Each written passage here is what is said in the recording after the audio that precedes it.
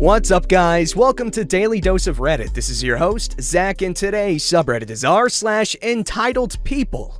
Alright, this story's called I have 10,000 followers on TikTok. I'm famous. My Spoiled Sister Who Refuses to Get a Job. Rant. I've always been on my little sister's ass trying to get her to work. Long story short, our parents made me get and keep a job at 15, or they threatened to kick me out, while our parents spoil her and aren't pushing her to get a job. They'll suggest places for her to work, but they never say, get a job or get out, like they did with me. She's 21, had a job for 2 months, walked out after deciding she didn't like it, and has never worked again after that, claiming trauma from her previous workplace as an excuse not to find a new job. She went to college for 1 semester, but quit after she realized that the teachers and other students weren't going to do her homework for her. The moment anything involves effort on her part, she quits. She has zero work ethic. She's used to giving my parents puppy dog eyes and getting her way. Shocking when the rest of the world doesn't work like that. Last time we spoke, I told her she should be looking for work, even if it's part-time. My mom tried to get her a job. My mom's company needed temp checkers in their security gates. Part-time, 20 hours a week, $25 an hour. Incredible opportunity for my sister. All she had to do was apply, and she would have been given the job. But no. I don't need to work. My followers send me money. They buy me gifts too. That's not stable income. What happens when you want to move out? You'll need a steady job. I have 10,000 followers on TikTok. I'm famous. My videos have almost 70,000 views. You need a lot more followers and views to be considered famous. Sure, right. Like you know anything about TikTok. I may not use TikTok, but I know how being an influencer works. You need millions of followers. Whatever. This is just to hold me down until the big stuff happens. What big stuff? You know how it goes. TikTok is where agents discover talent. I'll be seen and I'll be found. An agent will get me a big job on camera and I'll be really famous. I'll make so much that I won't have to work. So shut up and stop bugging me about getting a job. You do realize acting isn't an easy job. The days are long, longer than the typical 8-hour workday. There's makeup and costumes and doing scenes a million times until the director thinks you got it. I have a lot of theater experience. I know it's not Hollywood, but acting is a tough job, no matter where you're doing it. Just shut up! She stormed off into a room and started crying, her typical behavior when someone won't tell her what she wants to hear. My dad and I got into an argument later about it. He says it's not right of me to crush her dreams. I'm not crushing anything. I'm being honest with her. Her followers have sent her a grand total of $384 since she started her TikTok a year ago. 2 followers sent her presents for her birthday after she posted a video begging for gifts. I saw the video. She claims that her family neglects her and forgets her birthday every year. She's not famous. She's not making anywhere near enough to claim she doesn't need to work. Her chances of getting discovered are nearly zero. She needs to get her head out of her own ass and take a realistic look at the world.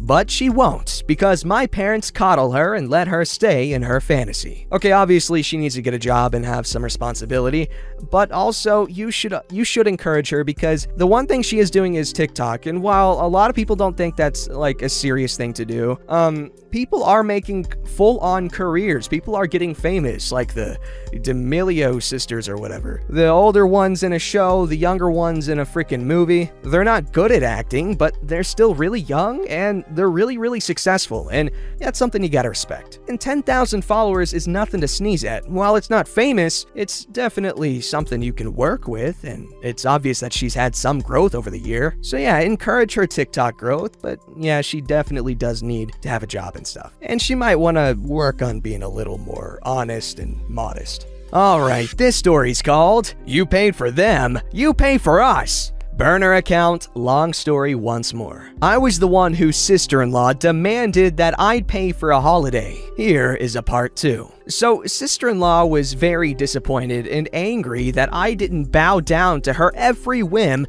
and pay for a holiday. For those who read my first post know that I'm well off. thanks to hard work and some luck. We had some flying monkeys come in because of my sister-in-law. Most backed down and understood where we stood and left us alone. Unfortunately, the whole family of my dear husband now knows that we have a bank account with dollar bills on it.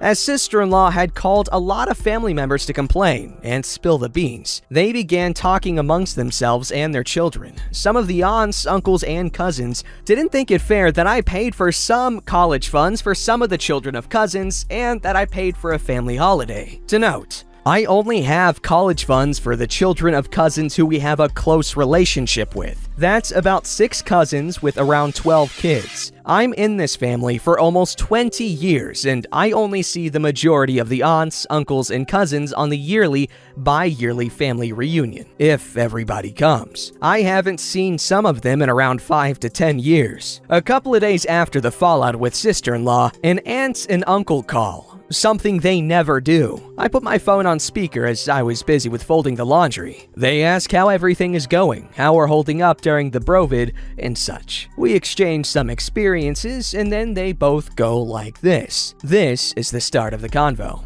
Listen, we hear you have some college funds set up for some of the children of certain cousins. Is that true? Yes, that's true. I'm no liar. Is it true that you took mother-in-law, father-in-law, sister-in-law 1, sister-in-law 2, and family with you on holiday? Yes. You also have a holiday home, yes? We do, but why do you want and need to know? We never knew you had so much money. Well, a lot of hard work, sacrifices, dedication, and luck were part of it. Aha.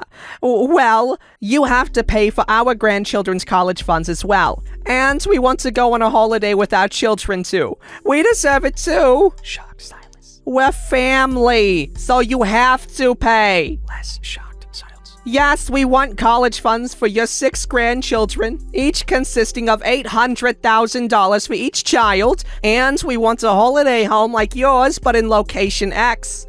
We already have one we want. We'll send you the information. And that also goes for our family holiday. We're family, and since you have the money, you can pay for us too. Pissed off silence. They continue to rant that they deserve it because they're family and family takes care of each other. My hubby, meanwhile, had heard everything and was getting angrier. I had pressed a record button halfway through the convo and asked them to repeat their demands. I eventually asked them if they had more to say, which they hadn't. I just flat out said that it wasn't gonna happen.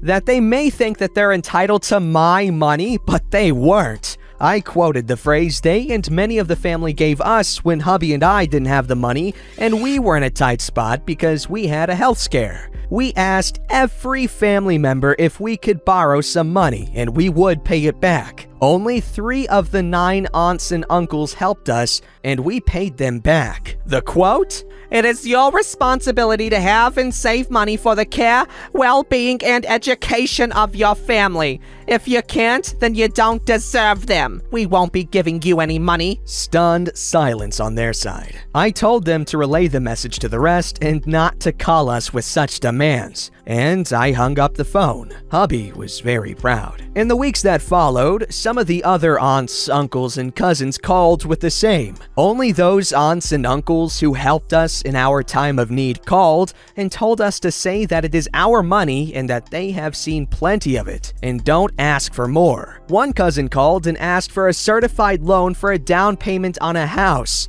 something I have agreed to. They had the majority saved but came short of $1,000. They had to pay for it sooner as they could get the house sooner. Just now, I saw that I received the first half of it. That also raised hell. Then, with the aunts, uncles, and cousins, we had a Zoom call and I explained to them my reasons for not doing this. I told them that they could always come when they truly needed financial help, but under legal contracts so that neither party would feel themselves screwed over. Cousin who borrowed money even showed the certified notarized loan. Most seemed to understand. Not entirely happy, but they knew they could come for help. But for some, it wasn't. Then came the cherry on top. I came home last week on a weekday to find a lot of parked cars in an otherwise almost empty street. I had to pass my house in order to park somewhere else, and around 15 to 20 of the aunts, uncles, and cousins had gathered in the front yard.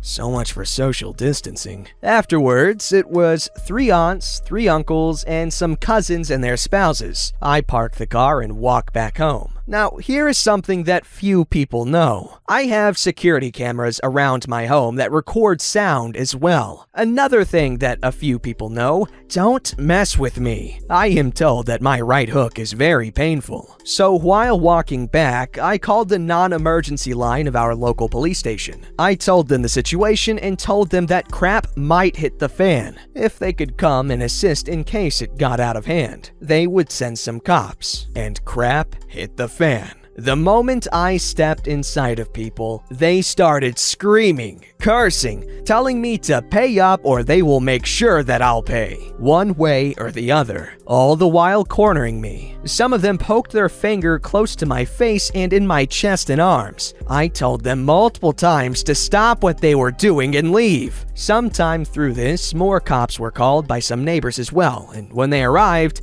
were trying to get to me. Then, one uncle made a mistake. A man of about 6'3" slapped me, a woman of just 5'2", across the face in full view of the cops. The crowd went silent as he put his face almost in my face and went on a rant that I had to obey him as one of the elders of the family, all the while with his hand raised as he would slap me again. He couldn't continue his rant. I knocked him to the ground. He stayed down, not unconscious, but quite rattled and stunned that I had punched him. This was apparently what the cops needed as well. The family members were stunned, and the cops managed for them to get away from me. They were pissed. A couple of the aunts, uncles, and cousins managed to make a run for their car and drive away. The rest got to meet with some very angry cops, some fines for breaking social distancing rules, and the expectation that charges might be pressed against them. To shorten the novel already,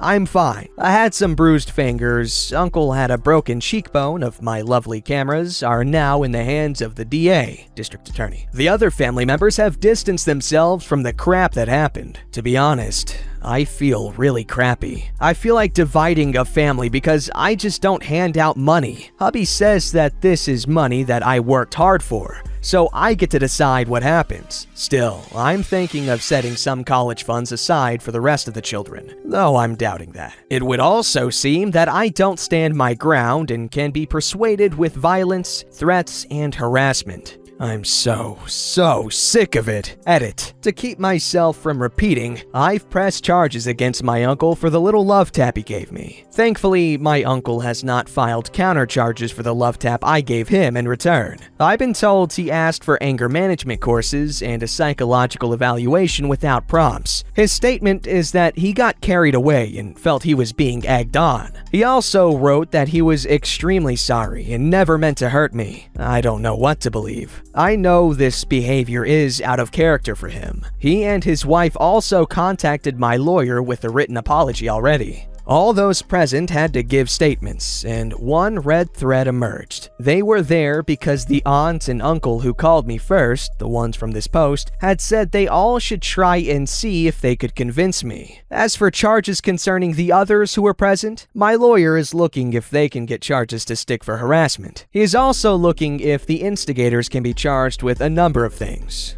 That guy is having a field day. He loves this. Those who are not involved have sent texts, called, and sent me emails telling me that they're sorry for the behavior of their spouse, sibling, or parent. They have not asked me to drop charges or anything, though. Just apologies. Wow. Okay. Well, if this doesn't fit an entitled people, then I don't know what the hell does. User burner account 9098876. It's okay. You did absolutely nothing wrong. You're being a good person, and you do with your money as you please, and don't let others pressure you into using it on them, because $800,000 per kid is insane.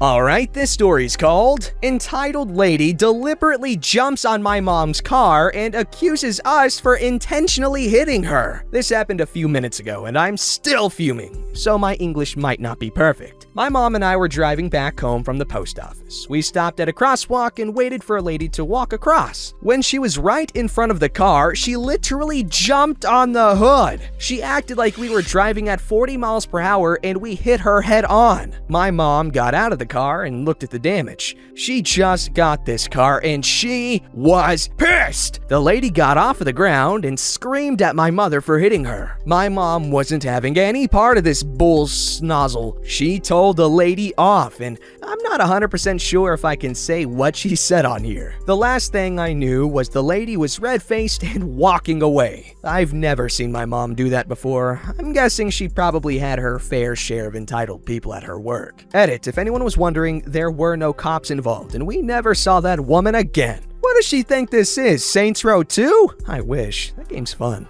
Alright, this story's called My Mother is Trying to Control Me. My mother keeps trying to control my life. So, currently 17, I have a boyfriend, and one of my mother's favorite topics to talk about is sex. Why? The world will never know. And the other day, we were on the topic of sex, which then led to the topic of children. Now, my boyfriend and I are safe. I am on birth control, and my mother knows, as does my boyfriend, that I never want to have kids. It's just a preference. So the conversation went like this. The cast, My mother? oh, beat me. So you don't want to have kids at any point? No, I told you many times I don't want kids. Does boyfriend want kids? He might, but he's not getting them from me. Well, what if you get pregnant at this age? I wouldn't keep it. Why not? You'd be a great mother. How about the fact that I'm 17, still in high school, and don't want to ruin my life? Well, how about you have the baby and just give it to me? I don't think my body will be able to withstand childbirth, mentally or physically. Then what will you do? There's always get out of baby card.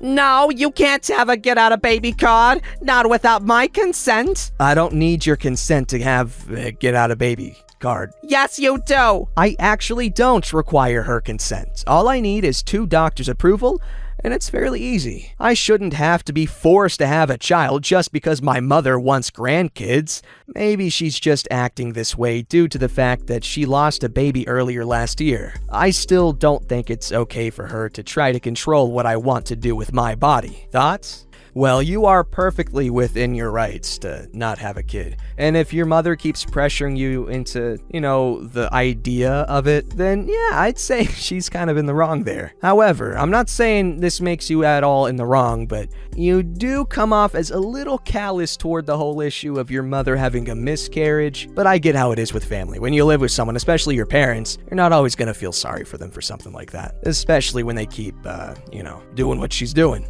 Don't forget to like, subscribe, and hit that bell to never miss an episode.